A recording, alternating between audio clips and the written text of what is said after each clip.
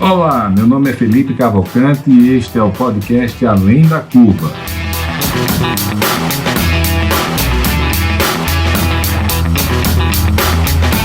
Uma realização da DIT Brasil e da Match Academy.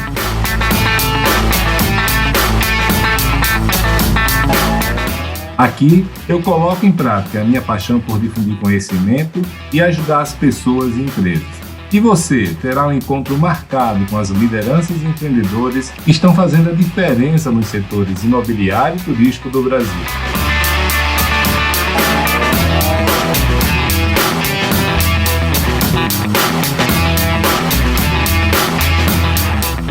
Olá, amigos, tudo bem com vocês? Aqui é Felipe Cavalcante e hoje eu estou aqui com o Fábio Tadeu. Fábio é da Brain, uma das principais empresas de inteligência imobiliária do Brasil. Então, esse cara é tão inteligente assim, né? Sabe tudo de inteligência imobiliária, ele vai ensinar muita coisa para a gente hoje aqui. Fábio, muito bem-vindo, é um prazer estar contigo hoje. Prazer, Felipe, estar com você hoje, os amigos aqui que estão nos ouvindo e assistindo também, né? E a toda a comunidade ADIT aí do Brasil, essa entidade que é a mais representativa do setor de e que você é um dos pais fundadores, né? É isso aí. Cara, Fábio, eu queria começar perguntando para você um pouquinho mais da Brain, né? A Brain eu sei que fica em Curitiba. Dá um overview para a gente aí do que é a Brain. Claro. Quais são as áreas de atuação dela? A Brain é uma empresa que está indo para 18 anos agora de atuação no começo de 2021. Nós somos de Curitiba, mas somos do Brasil, sabe, Felipe? Porque já atuamos em mais de 650 municípios do Brasil. E a cada 3 meses nós visitamos 250 municípios que são continuadamente mapeados em termos do mercado residencial de apartamentos, lotes e casas, sejam lotes de primeira ou de segunda residência, né? Lotes de lazer também. Então, eu brinco que somos uma empresa sediada em Curitiba, temos 70 funcionários aqui e mais 50 funcionários terceirizados rodando o Brasil. Então, é muita gente em Curitiba e fora de Curitiba. Não somos uma empresa só de mercado imobiliário e não somos apenas uma empresa de pesquisa. Por isso que o nosso nome completo é Brain Inteligência Estratégica. Então, o que nós fazemos? Fazemos inteligência. Se esta análise necessita de pesquisa, sejam pesquisas qualitativas, pesquisas quantitativas, estudos de mercado, estudos concorrenciais, benchmark, né? Estudos econômicos, a gente vai utilizar a ferramenta mais adequada à necessidade que o cliente tem de maneira específica. E os 3 principais segmentos da empresa são, pela ordem, mercado imobiliário, educação e agronegócio. Agronegócio e educação, nós somos uma empresa muito destacada de pesquisa e consultoria no sul do Brasil. Enquanto mercado imobiliário, nós somos destacados nacionalmente. Essa é a diferença, né? O nosso braço aqui de inteligência, a gente atende alguns dos maiores grupos de alimentação e educação do sul do Brasil e, nacionalmente, nós atendemos os principais atores do mercado imobiliário nacional. Fábio, como é que você foi parar nisso, hein? Você é estatístico? Não, eu sou economista de formação, professor universitário há quase 20 anos, eu tenho 41 anos, comecei a dar aula aos 22 anos na Faculdade Católica de Administração e Economia do Paraná, FAI Business School, e eu me formei, assim que fui formado, eu fui convidado para dar aula, e nessa instituição eu administrava uma área de inteligência, que fazia estudos econômicos, calculava a inflação do estado do Paraná, a inflação em parceria com o Instituto Paranaense, que era ligado ao governo da região metropolitana, fazia, enfim, muitos estudos. E ali, essa faculdade tinha uma área de consultoria, porque ela era muito próxima ao mercado. Foi a primeira faculdade no Brasil a adotar a alcunha de Business School. Foi a primeira, ainda no final dos anos 90. E uma das estratégias para se aproximar do mercado foi criar uma consultoria.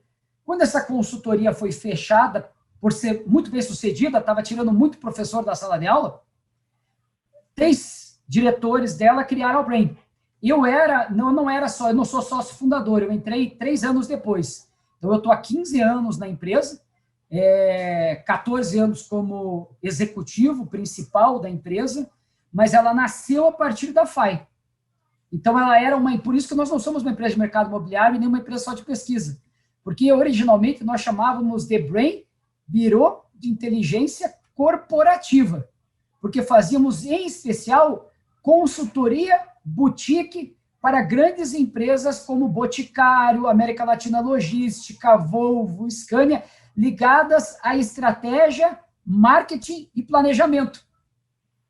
Como é que a gente caiu no mercado imobiliário? Você vai me perguntar, então, Felipe, que há 17 anos atrás nós fizemos o planejamento estratégico do Sinduscom Paraná. E aí eles pediram para nós implantarmos esse planejamento que tinha como objetivo ampliar o número de associados. Eles tinham 100 associados, queriam ir para 200, arredondando, acabaram chegando em 350 no período de 3 anos.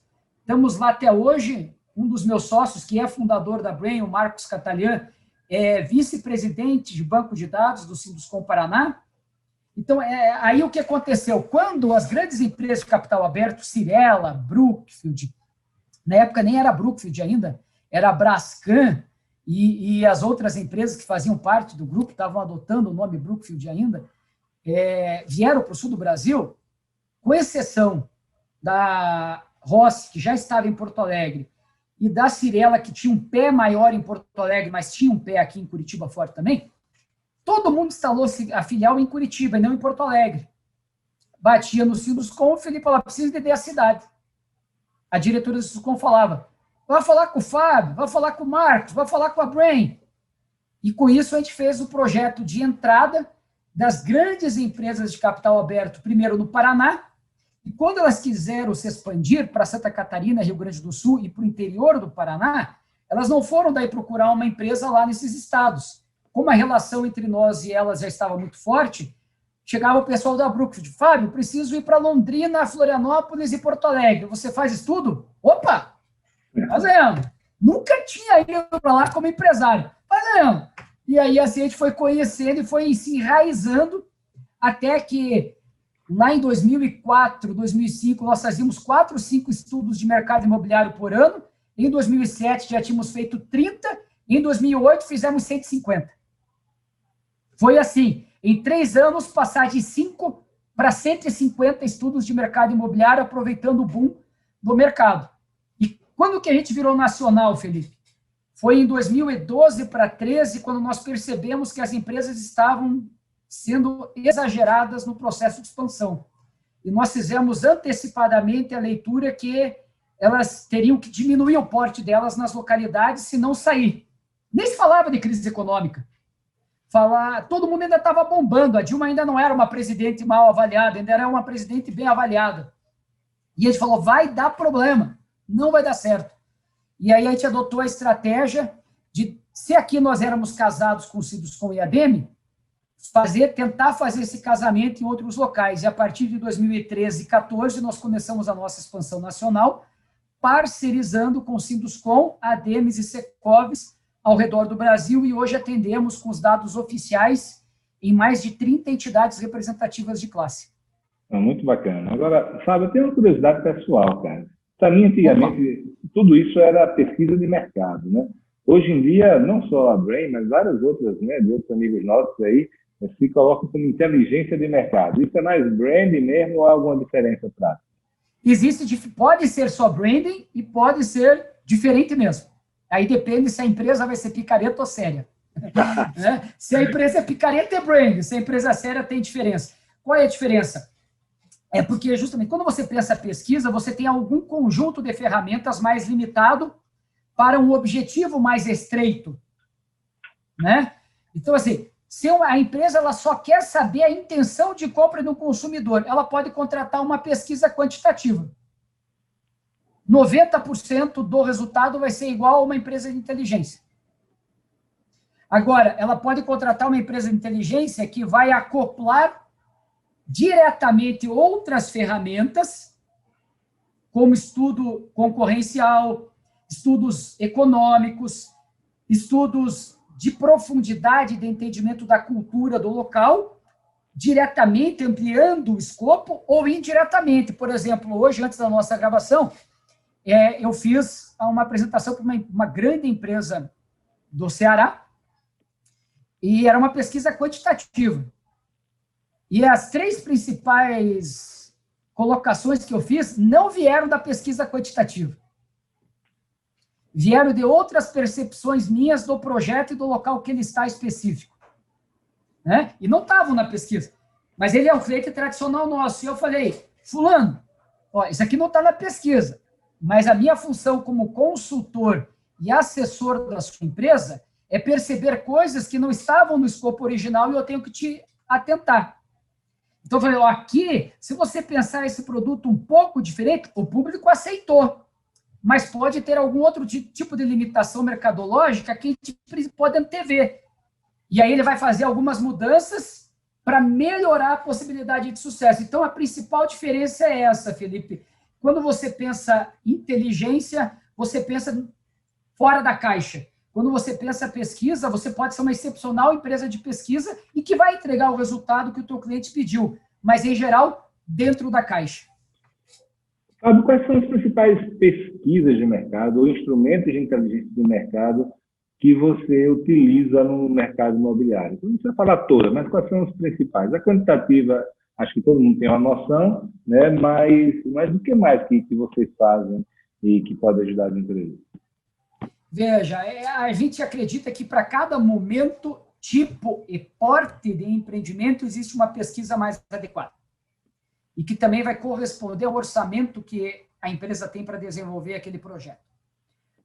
Se é para comprar um terreno, ou você já comprou o terreno, mas quer saber o melhor produto a ser colocado nesse terreno, a melhor pesquisa é um estudo vocacional de terreno, portanto, é um estudo de mercado que utiliza de dados geodemográficos, renda, tipo das famílias, tipo dos domicílios, situação dos domicílios, características de potencial de consumo, demanda potencial estrutural da região, absorção potencial de domicílios, incluindo daí uma análise geodemográfica, georreferenciada de concorrência. Né? São estudos, via de regra, que custam mais ou menos metade de uma pesquisa quantitativa ou 60% de uma pesquisa quantitativa, são entregues antes de uma pesquisa quantitativa e eles têm uma perenidade maior, porque eles se preocupam mais com a estrutura do que com os 6 meses daqui para frente. Então, eles direcionam melhor a adequação de projeto para aquele produto. Quando você vai aperfeiçoar o produto, então, bom, eu já sei, porque eu fiz um vocacional, ou porque não dá mais para perder tempo com o vocacional, eu tenho convicção, o meu produto está pronto. É um 2 e 3 quartos, são 4 suítes, não importa o produto. Eu quero refinar ele. Eu quero saber se ele está adequado à percepção de valor do cliente. Aí você tem 2 caminhos, qualitativa ou quantitativa. Se é um produto de alto padrão, em geral, são poucas unidades. Portanto, o risco maior não é de faltar consumidor. O risco maior é do produto não estar adequado à percepção de valor do cliente.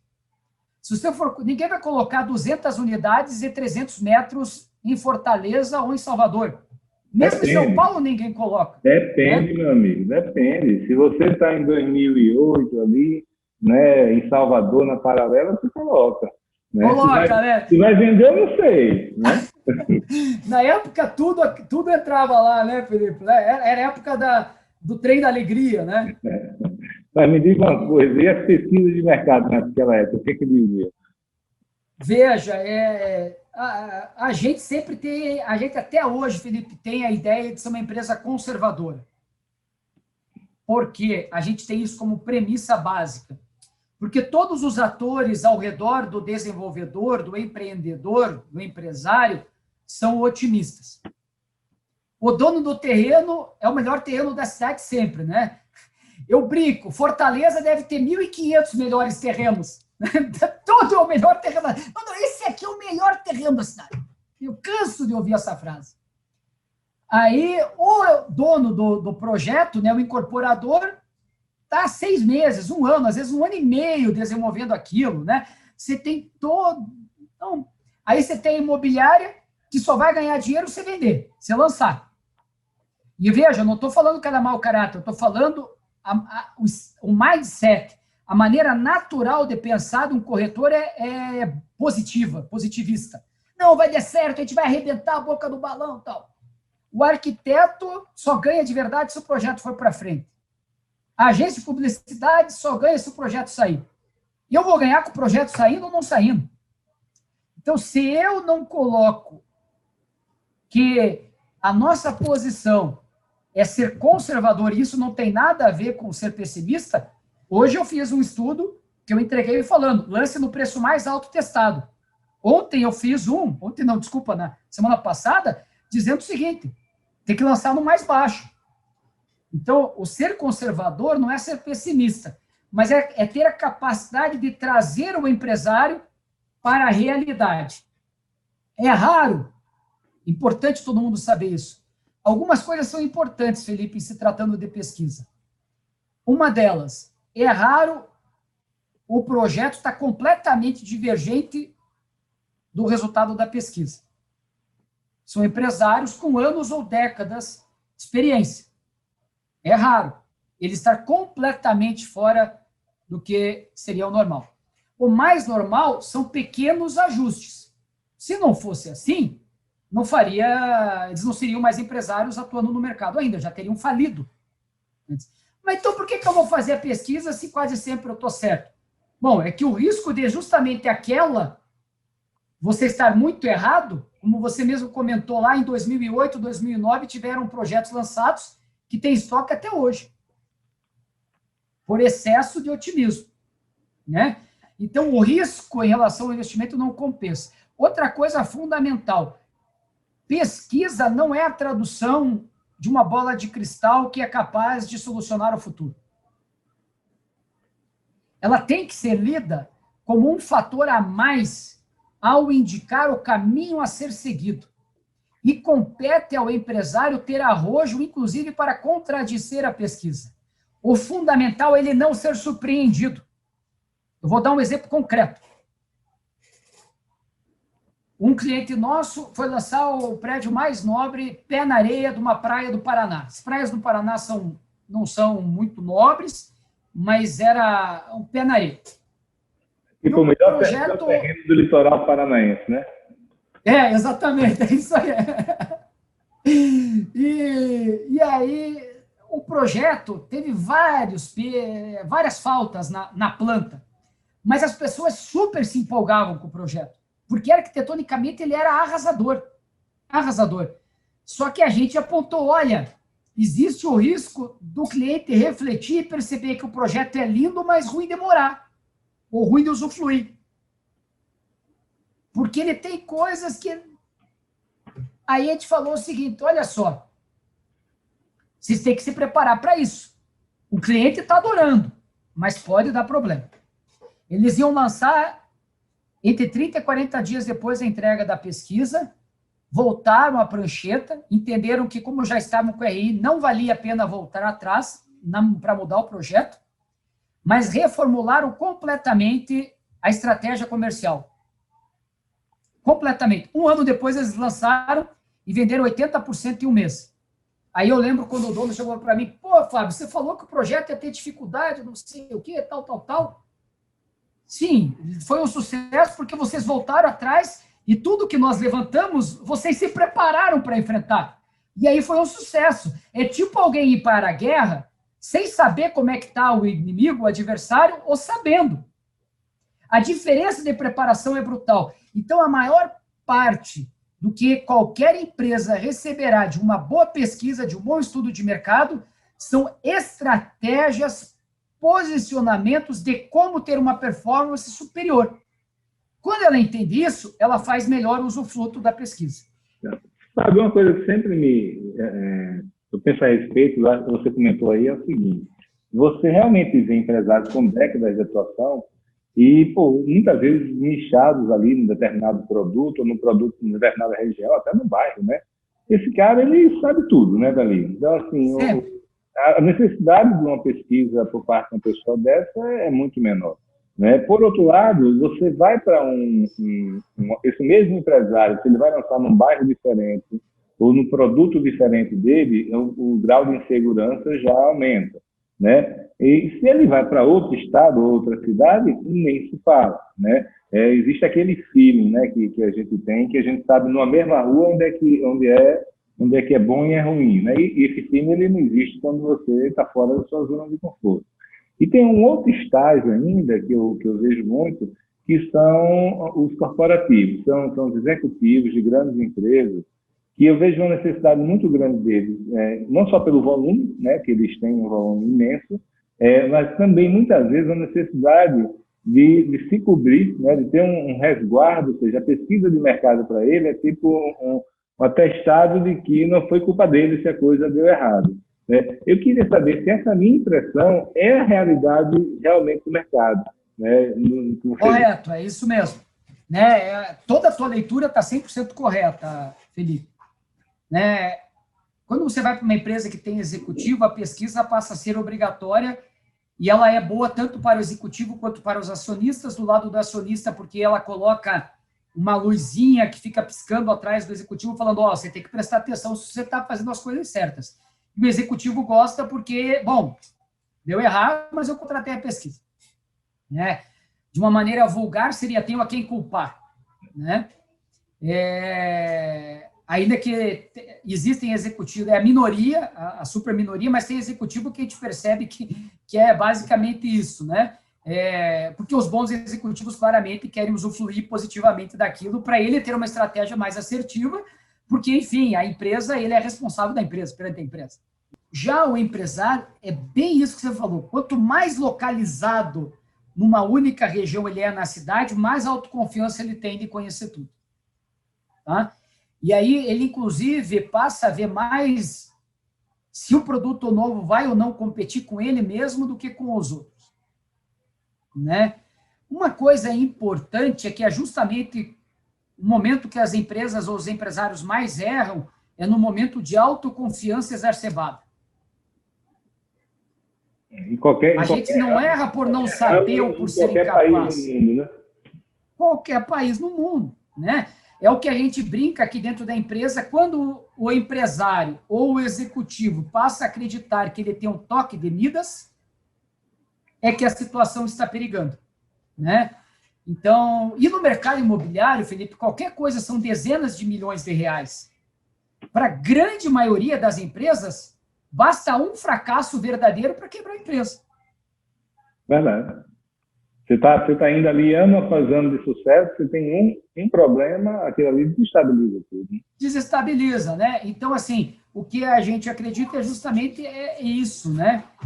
Outra coisa que a gente costuma brincar aqui, é comum, às vezes, eu ouço, Fábio, mas a tua pesquisa errou. Primeiro, a pesquisa, ela tem um alvo, mas ela tem uma banda de flutuação, que ela está falando sobre futuro. E eu uso como analogia a previsão do tempo. É ultra comum, Felipe, do mais simples brasileiro ao mais sofisticado e inteligente dos brasileiros, falaram o seguinte, a previsão do tempo errou. Os caras falaram que ia fazer sol e choveu. A previsão do tempo não erra, no dia ou na semana. É porque a gente não faz a leitura correta dela. Ela diz o seguinte, tem 80% de probabilidade de fazer sol. Tem 20% de probabilidade de chover. E daí vai e chove. E o que acontece é que a mente humana, ela não é capaz de entender estatística. Nós não fomos, ao longo das nossas centenas de milhares de anos antes de civilização, não fomos capazes de absorver isso, porque isso é pura um tipo de... Nós temos abstração, mas essa é uma abstração não natural. Nós temos abstração no sentido de pensar sobre deuses desde o início da do nosso sentido de ser humano, de pensar como é que é a natureza, mas não sobre números. Então, se você pegar desde livros como o Sapiens, a livros como Rápido e Devagar, Duas Formas de Pensar, que é do Prêmio Nobel de Economia, Daniel Kahneman, eles comprovam como nós somos incapazes de pensar estatística, porque para a nossa mente, Felipe, e aqui eu quero que o pessoal preste bastante atenção nisso, quem está nos ouvindo.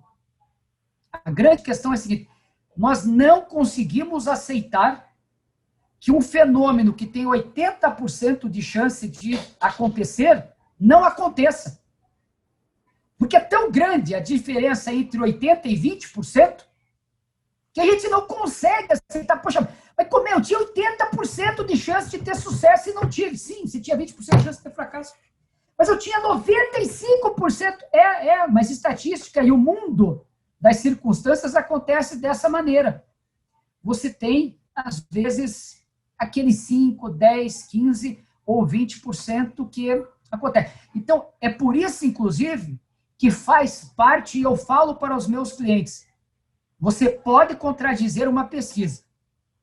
Desde também que a pesquisa não tenha mostrado claramente que o negócio vai ser uma tragédia, né? Então, assim, eu chego e falo, olha, você tem como vender 15 unidades e você precisaria vender 200. A pesquisa não vai errar esse ponto. Né? Porque em relação ao mercado, não tem como a gente sair de 15 para 200. Mas era assim, olha, para a pesquisa, se você lançar no preço intermediário, você vai vender 100. Para vender no preço mais alto, você vai vender 80. E o cara, não, mas eu vou vender no preço mais alto e vou vender 100. E talvez ele venda as 100. Ele se prepara melhor e consegue executar.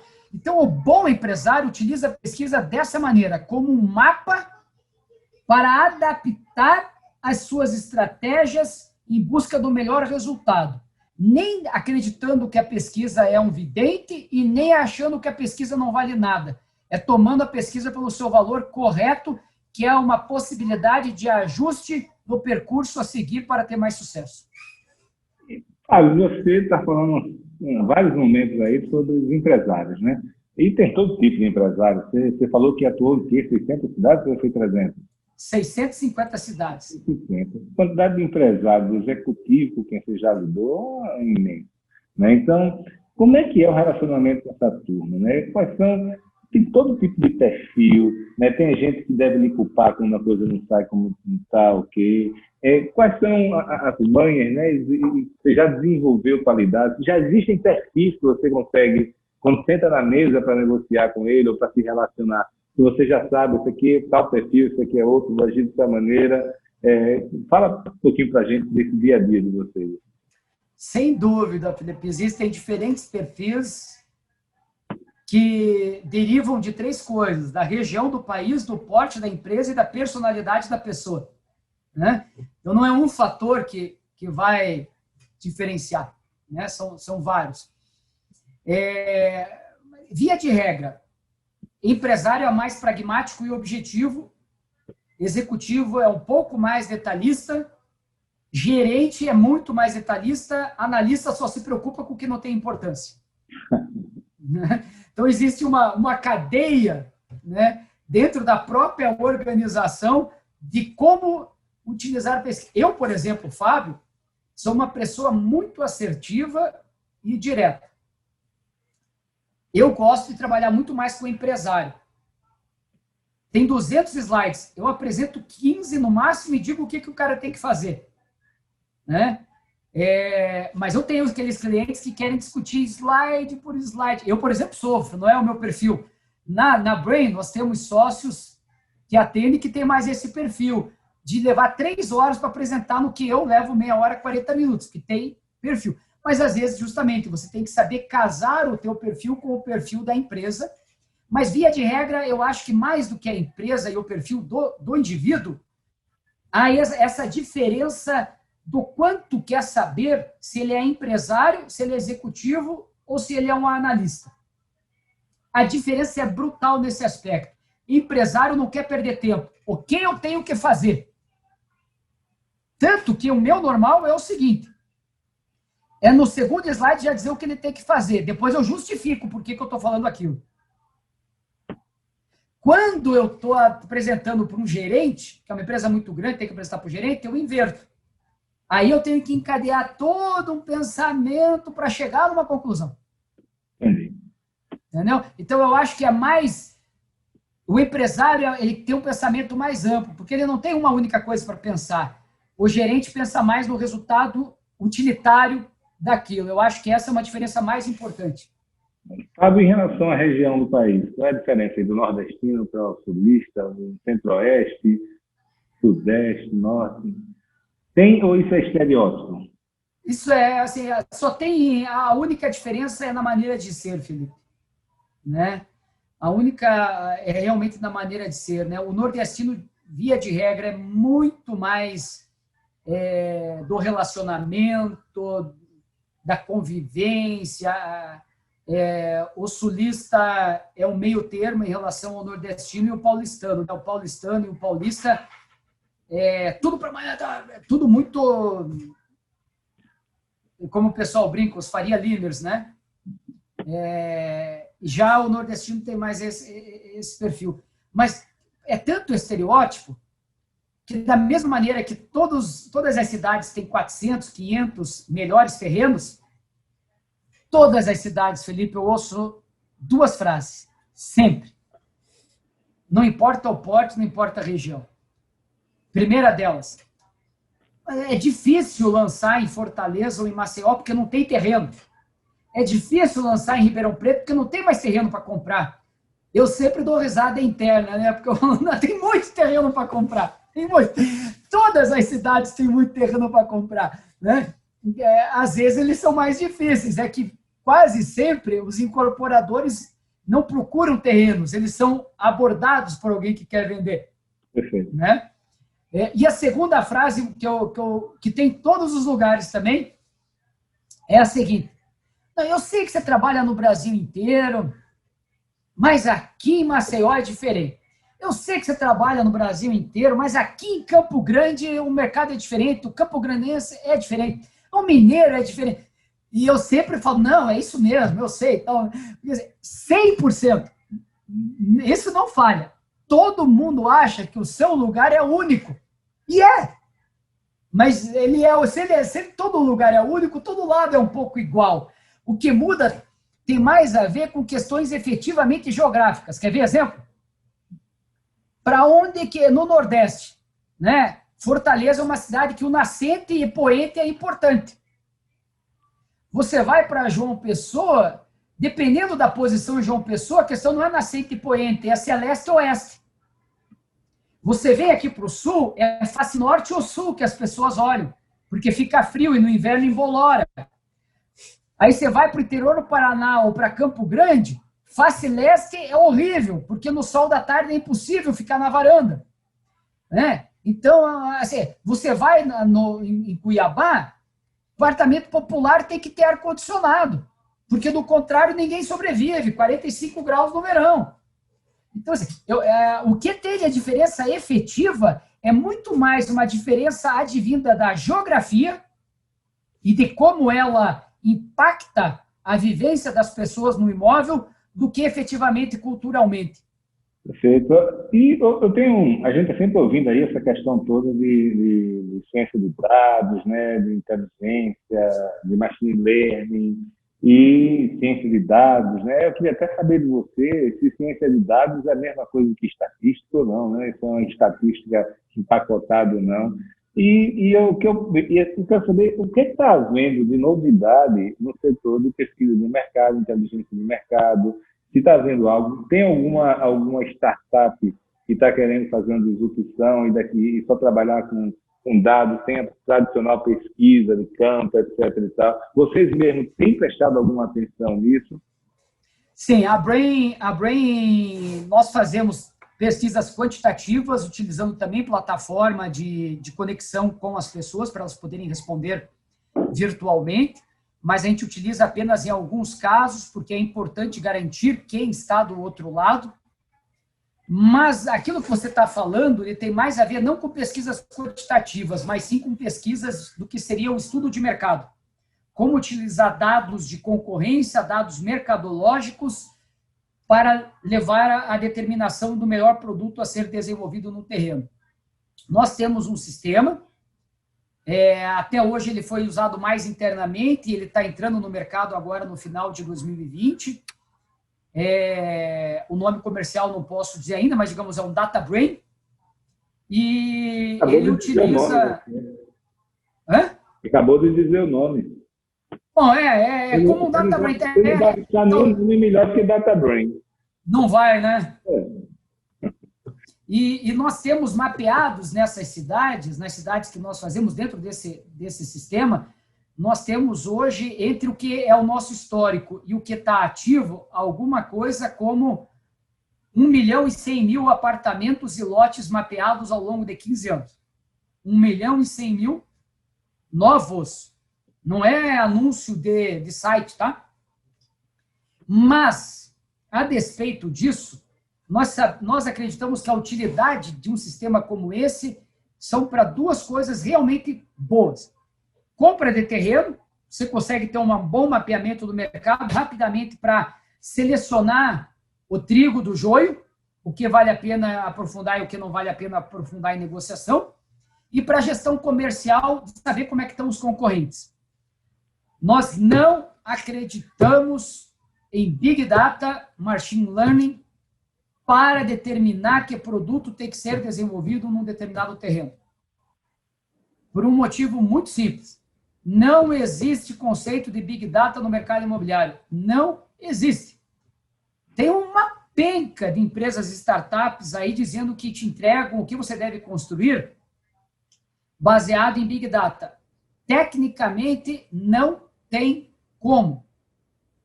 Quando a gente fala de Big Data, a gente está falando de multimilhões de dados, Felipe. Nós temos milhões de pastas de dentes que são compradas diariamente. Portanto, nós temos bilhões de consumo de pasta de dente de todos os preços, marcas, há anos. Nós temos trilhões de mapeamentos de dados via o que as dezenas ou centenas de milhões de pessoas fazem com os seus diferentes apps. Mas, se nós entrarmos em qualquer um dos grandes sites de internet nesse momento, eu não vou falar o nome para não gerar problema, mas eu vou entrar num dos 3 big portais aqui nesse momento e vou colocar aqui, ó, vamos comprar um apartamento de... Vamos pedir para buscar aqui, ó. Daí eu vou colocar um filtro. Apartamento. Né? Então, assim, se você entrar hoje no portal e colocar apartamento, não importa se é novo, usado, nem metragem, nem preço. Existe 2.800.000 anúncios num dos big portais do Brasil. Né? Agora, vamos fazer aqui, vamos incluir uma cidade. Vamos colocar Maceió.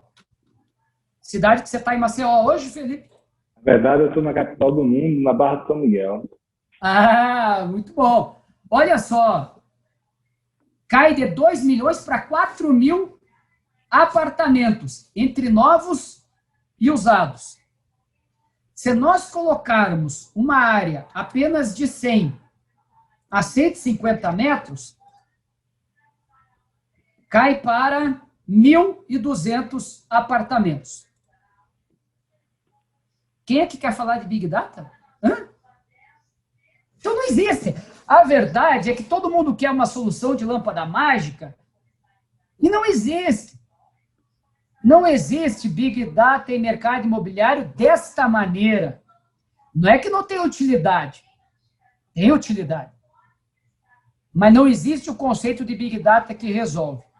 Sem contar a quantidade de robôs que entram na internet para fazer varredura e que geram números, e sem contar os anúncios duplicados, triplicados, quintuplicados, decuduplicados.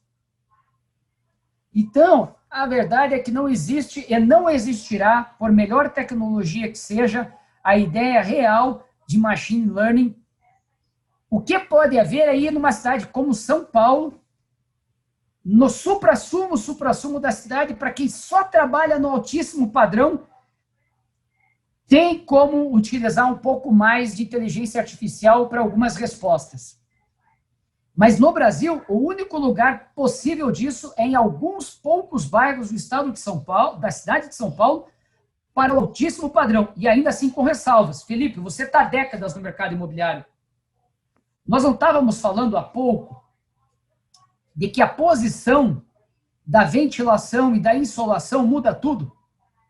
A brincadeira que eu costumo fazer é o seguinte: você joga lá o machine learning, Big Data, vamos admitir que é de verdade, não são os 1.200 apartamentos, na cidade inteira ali, né?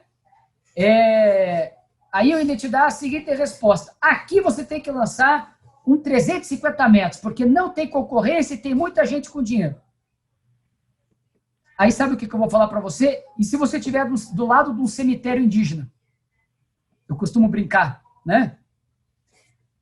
Não aparece no dado. E se você estiver do lado de uma boca de fumo? E se você estiver do lado do cemitério? E se você estiver do lado de um viaduto? Não tem variável que vai cruzar, inclusive, todos os órgãos. Tá, talvez daqui a 30 anos, ainda assim eu não acredito. Porque, como eu falei, o nosso mercado não tem bilhões de dados. E mesmo quando diz que tem 50 milhões de acessos, é no Brasil inteiro, para todos os tipos de imóvel, para todas as faixas de preço. E, portanto, quando você vai estratificando por cidade, por tipo de imóvel, você vai olhar, nossa, não sobra quase nada.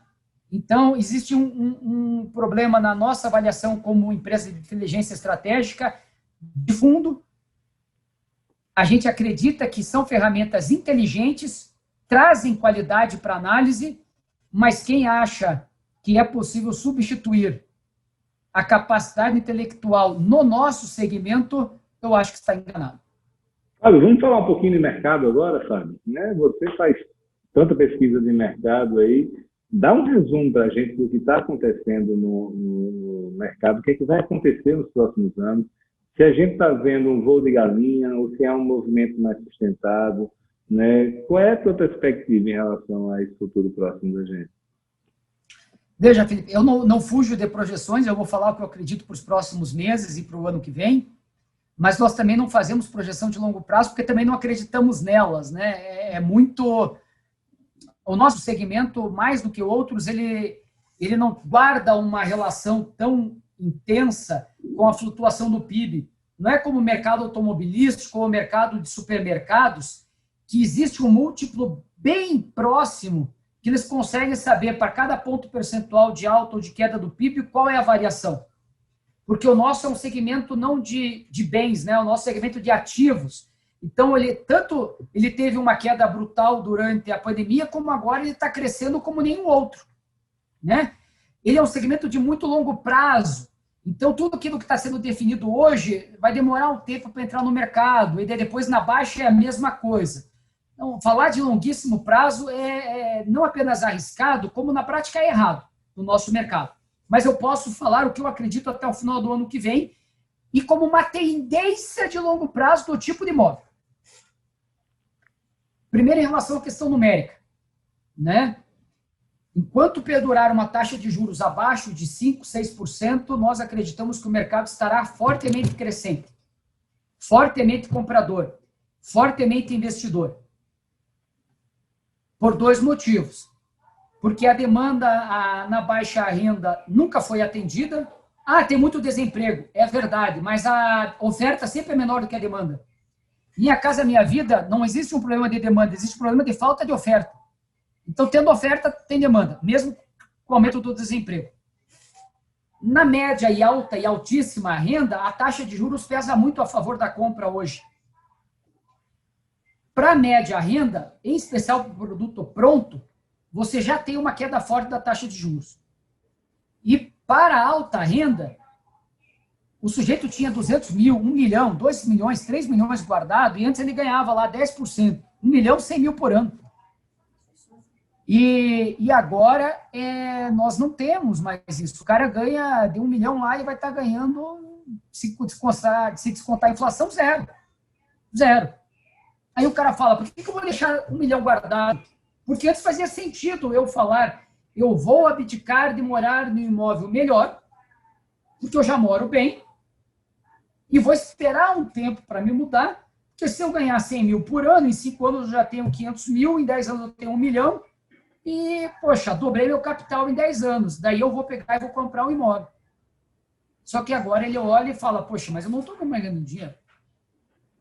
Então, de longe, isoladamente, o fator mais importante na mudança chama-se taxa de juros, e nós acreditamos muito que enquanto ela for abaixo de 6%, o mercado será muito forte, né? E eu não acredito, como economista, mestre em desenvolvimento econômico, eu tenho 2 mestrados, você começou perguntando da minha formação, né? Eu tenho 2 mestrados, um em desenvolvimento econômico sustentável, um em gestão urbana, e sou doutorando em gestão urbana na PUC Paraná. Tenho também outras 3 pós-graduações, sou consultor ad hoc do BID para a América Latina, para assuntos de habitação. Então, assim, lido muito com projeção macroeconômica, muito. Não é mais o meu dia a dia, mas durante mais de uma década foi meu dia a dia. Como eu comentei, eu calculei a inflação para a região metropolitana de Curitiba por quase 10 anos na Faculdade Católica do Paraná. Então, eu não vislumbro no ano que vem o aumento dos juros. E se houver um aumento dos juros, ele será pequeno, não mais do que 2 ou 3 pontos percentuais. Acho muito pouco provável ele superar os 4 a 5% no ano que vem. Significa que o lado do comprador estará muito ativo. Ao mesmo tempo, a quantidade absurda de famílias, family offices, fundos de investimento, que não ganham mais remuneração em renda fixa, precisam alocar o capital. E daí você está juntando fome com a vontade de comer. Então, como o mercado, a despeito do desemprego, a oferta de produtos novos sempre for menor do que a demanda, eu acredito que o mercado, ao longo de todo o ano que vem, tende a ser comprador e investidor. Fábio, a gente estava participando junto de um call outro dia, né? E a gente estava discutindo sobre esse novo boom dos IPOs. Né? E você vê algumas informações muito bacanas sobre os valores que tem lá em São Paulo, por exemplo, né? Essa questão das empresas de São Paulo sair de São Paulo, não, a necessidade que elas teriam não de sair.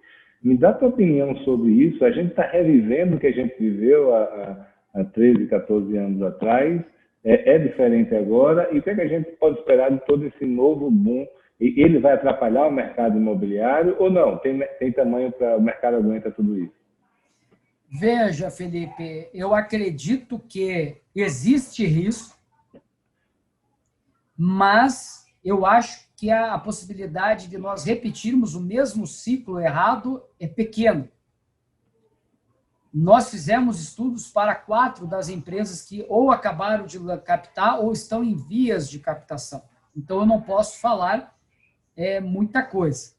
Mas o que eu posso falar concretamente, porque inclusive está em alguns prospectos, é que a leitura que nós fazemos é que as empresas aprenderam, em especial, o seguinte erro, para não cometer novamente: evitar uma acelerada e muito diversificada expansão geográfica. Eu acho que isso vai ser evitado. Não vejo, e eu converso, inclusive, com outras empresas que estão captando, e são nossos clientes, não para captação, mas são nossos clientes. Das 12 empresas que estão aí em processo de captação, 8 são clientes nossos. Então, a gente tem contato diário ou semanal com essas empresas. E eu não ouço esse processo de ultra expansão. As que pretendem expandir mais são as que atuam no mercado Minha Casa Minha Vida. Que existe falta de oferta, como eu comentei anteriormente no nosso bate-papo. Pode ter cidade que não tenha falta de oferta, mas tem muita cidade com falta de oferta. Então, assim, hoje, eu acho que a preocupação é pequena. Mas, às vezes, as pessoas se empolgam demais e pode acabar acontecendo de haver, sim, um processo de muitos lançamentos de IPO num curto período. E eu acho que se há um local com luz amarela, é na cidade de São Paulo. Qual é a luz amarela? É de longe o maior mercado do Brasil, de longe. Na minha opinião, ele é um mercado historicamente pequeno por porte da cidade. E aí é engraçado, né? Porque é de longe o maior e ao mesmo tempo é pequeno, Fábio. Você é maluco? Não. Não sou maluco. Se você imaginar uma cidade com 12 milhões e meio de habitantes, quase 13 milhões de habitantes, apenas a capital, 22 milhões de habitantes a região metropolitana direta. Historicamente, são 35.500, 35 mil apartamentos lançados por ano. Nós estamos falando de um aumento de menos de 2%. É muito pouco, não é grande. Aí você vem para uma cidade como Curitiba, que lança ao redor de 6, 7 mil imóveis. Então, assim, não há um excesso, né? Mas, Qual é o real problema? O único risco real é se a maior parte das empresas quiserem atuar nas mesmas regiões de São Paulo, que em geral são as regiões nobres, aí pode ter um boom de busca por terrenos, inflando o preço do terreno, que infla o preço do lançamento. Então, eu não vejo um problema para o mercado brasileiro, mas pode haver um problema para algumas partes da cidade de São Paulo, se houver uma busca muito forte, uma concorrência muito forte nesse segmento de médio e altíssimo padrão nas regiões mais nobres de São Paulo. Fábio, o que está acontecendo com o loteamento, que está voando tanto, né?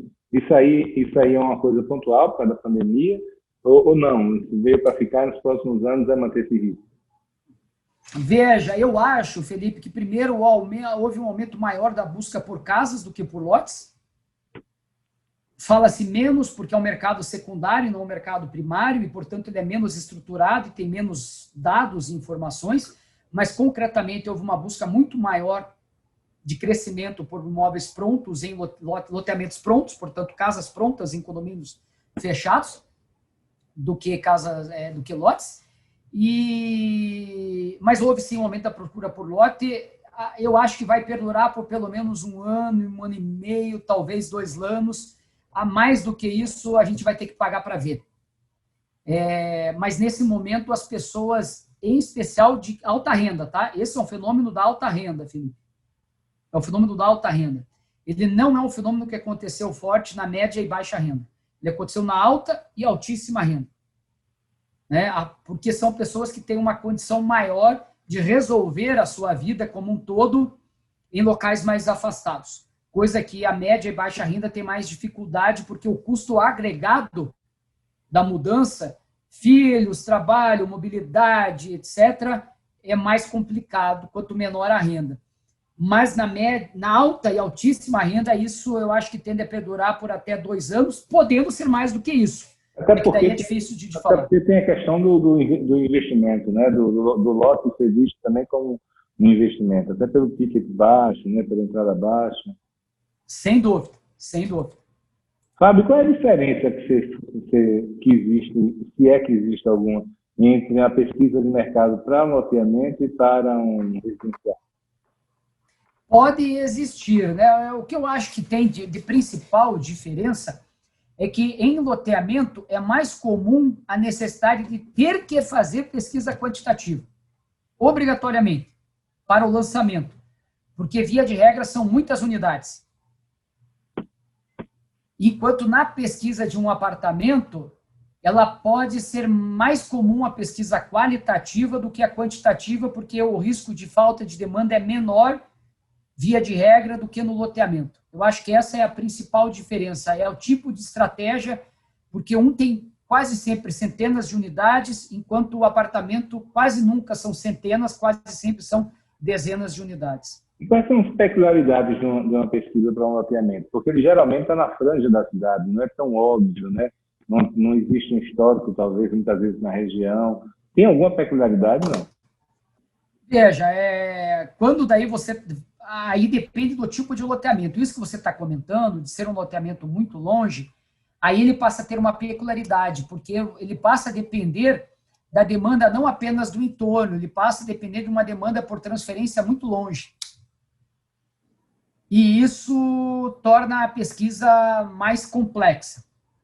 E nem todo loteador tem a disposição de investir mais para fazer a pesquisa correta.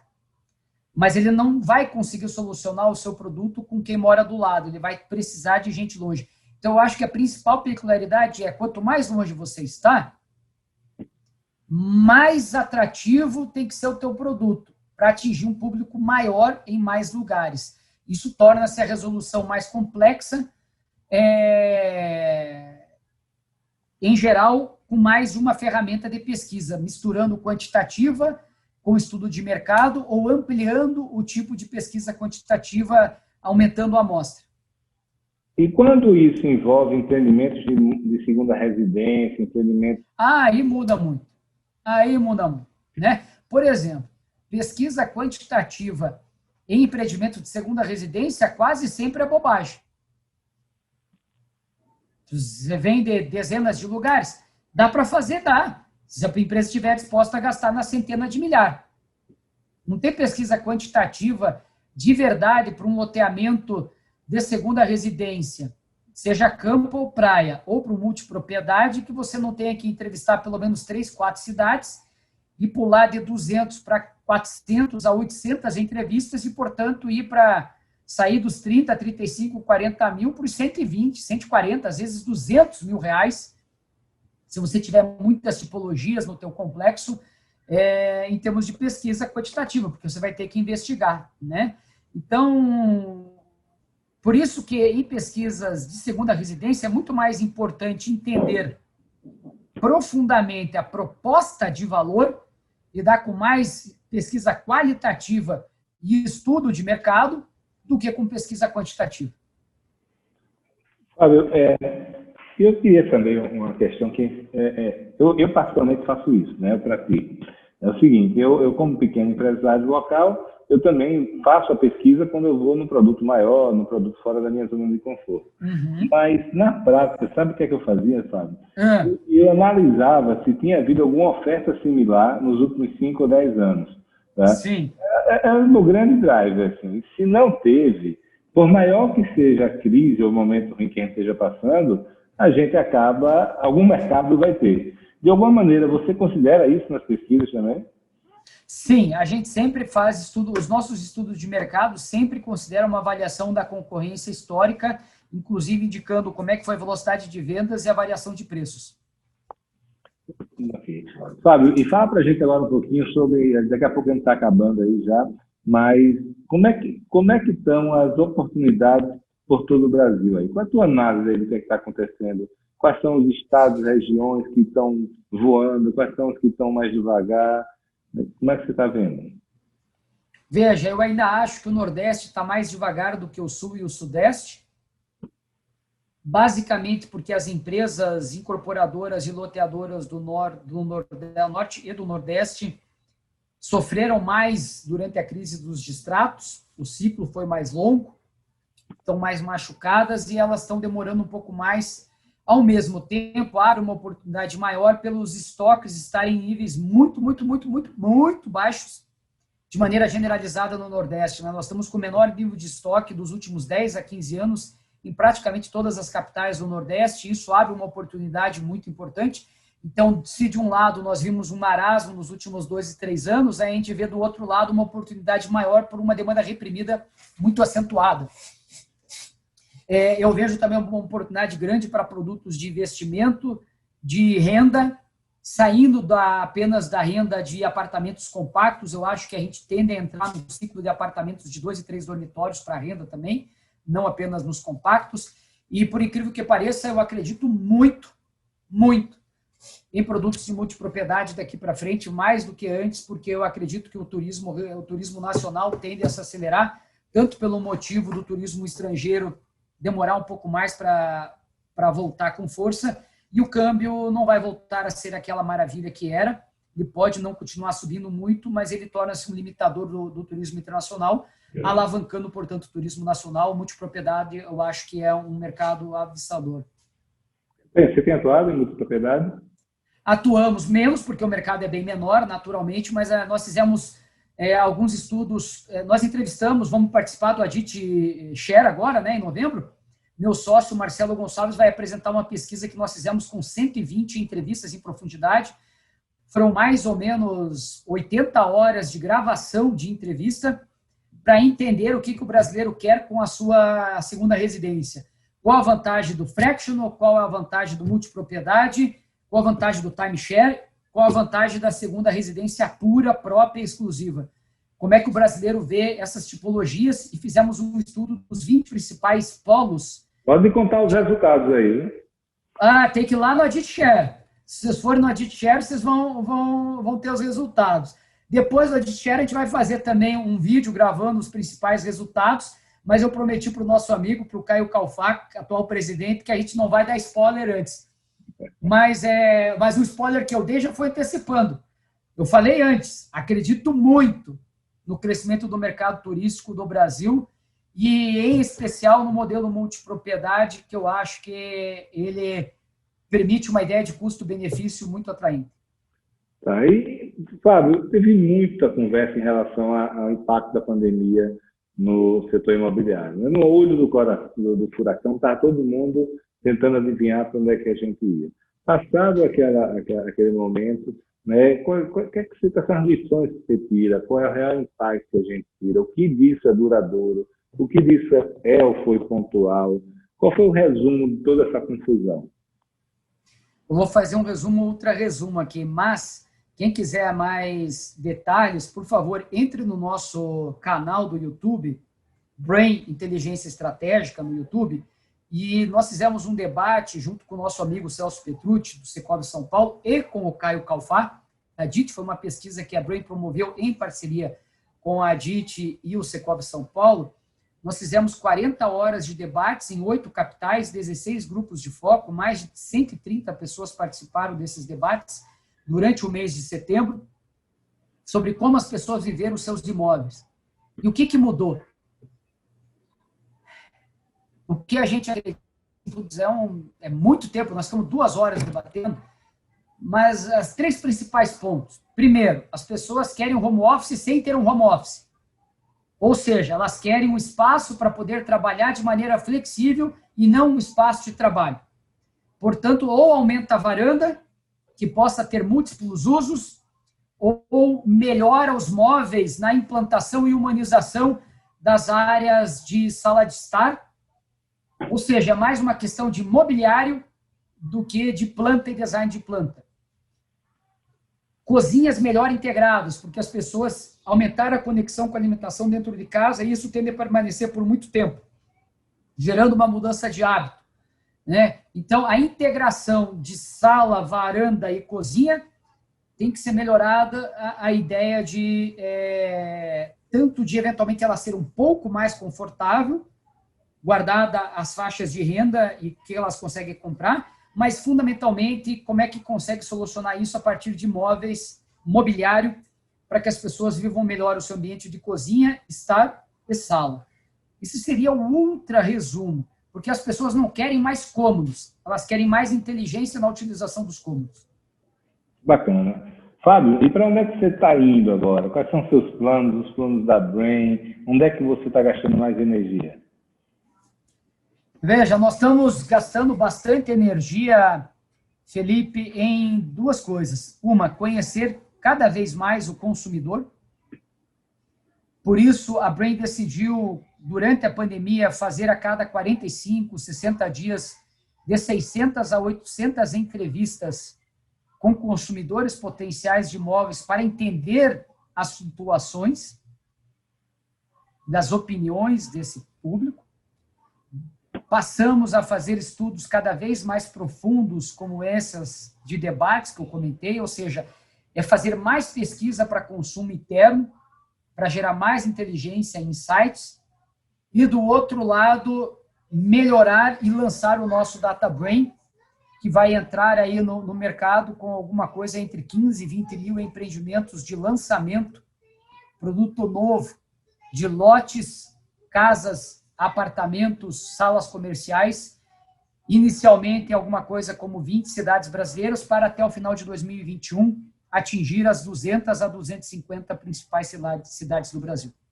Muito bacana. Fábio, você tem convivido com muita gente, muito empresário, né? Vamos falar aqui do setor imobiliário, né? Conhece muita gente e conversa muito com eles. Você consegue identificar um padrão ou algumas características dessas pessoas, pessoas de sucesso que estão tocando suas empresas? Não? As características é o que o empresário é, né? A principal característica de um empresário é ser otimista. Que, do contrário, ele não desbravaria o mundo, né? Não tem como você fazer nada da vida sendo pessimista, né? Mas, assim, o empresário ele tem um senso de realização, de quase sacralização, né, de tornar santificado o ato de empreender.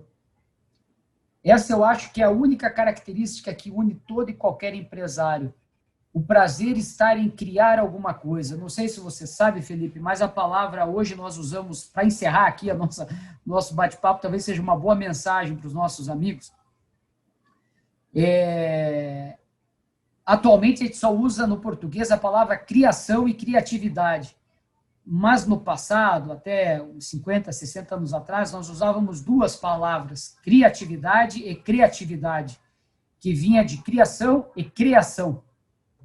Porque criação com I, que hoje tem o duplo significado, significa transformação de existência em existência. Tipo, alguém cria galinhas, alguém cria porcos. Eu cuido delas, elas se reproduzem. Mas o meu papel é cuidar delas, eu não tenho nenhum ato de transformação. O meu ato é fazer com que a existência de uma galinha vire novas galinhas. Transformação de existência em existência. O ato original de criação, que tem a ver com a criação de Deus do universo, que é daí, etimologicamente falando, e que é o que nós entendemos hoje como criatividade. Olha que lindo, Felipe. Significa transformação de essência em existência. É a capacidade de tirar algo de dentro de você que não existia no mundo e dar vida àquilo. É isso que um empresário faz todos os dias.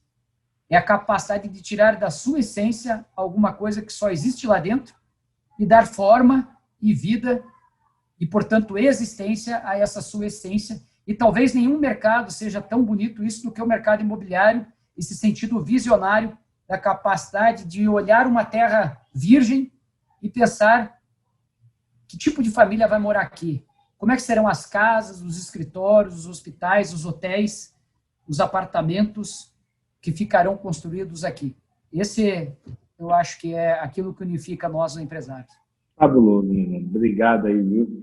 Fechou com chave de ouro. Eu estou aqui emocionado. Mas é isso mesmo. Bom. Você falou na realidade mesmo. Obrigado, Flávio. Valeu. Fábio, foi muito bom esse papo aí. Tem uma mensagem final aí que você queira dar para a turma? Depois É isso aí, pessoal. Eu acho que a gente tem que aproveitar muito, porque os próximos meses, 6 a 12 meses, são períodos de muita oportunidade no mercado. Fica a dica. Não faça os mesmos erros antigos, né? Se tiver que errar, vamos errar erros novos. Novas coisas podemos aprender sempre, mas não vamos fazer os erros da último boom, porque eu acho que agora nós podemos aproveitar este e fazer com que ele seja um ciclo muito mais longo e duradouro do que foi o antigo, o de 2005 a 2015. Deus te ouça, meu amigo. Grande abraço, hein? Grande abraço a todos. Fiquem conosco aí, curtam as redes sociais e acompanhem sempre o Felipe Cavalcante. E a Brain. E a Brain. É isso aí, pessoal.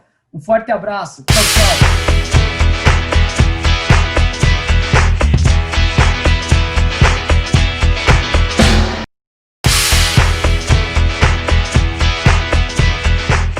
Pois é, amigos, termina aqui mais um podcast Além da Curva.